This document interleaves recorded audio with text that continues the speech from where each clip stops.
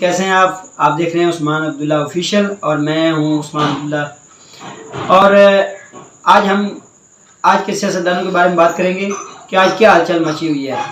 देख सकते हैं, एक बिल पेश करता है, दूसरा जो है उसको रद्द करता है, और फिर दूसरा जो रद्द करता है वही पेश करता है तो दूसरा रद्द करता है। लेकिन इनकी मिली भगत से बिल पेश हो गया। अब इनके बैकडोर राब्तों से नवाज शरीफ के इमरान खान से राब्ते हुए, इमरान खान के नवाज शरीफ से हुए, इस तरह इनकी हुकूमतें बनती हैं और इस्टेब्लिशमेंट इनके साथ मिल जाती है। मिलने के बाद ये बिल पेश कर देते हैं। बिल पेश करने के बाद लोगों का रुझान इधर कर देते हैं। वो नहीं देखते कि क्या नुकसान हो रहा है, क्या नहीं हो रहा, क्या हो रहा है, क्या नहीं हो रहा, क्या होने वाला है, क्या नहीं होने वाला। आप देख सकते हैं क्या हो रहा है।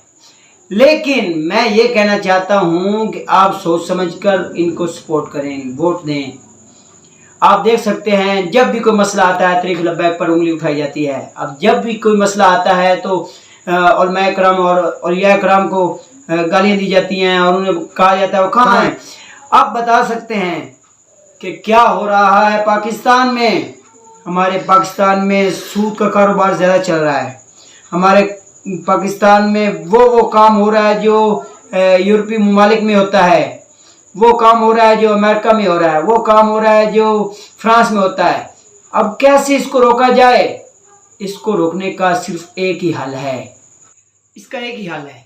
हल ये है कि हजूर अकरम सल्लल्लाहु अलैहि वसल्लम की सुन्नत पर अमल करें और उनके नक्श कदम पर चलें, उनकी पैरवी करें। और उलमाए हक के साथ चाहिए कि उन नेक लोगों के साथ ताउन करना चाहिए, तरीक़ लब्बैक को सपोर्ट करनी चाहिए। इंशाअल्लाह दीन तक पर ज़रूर आएगा।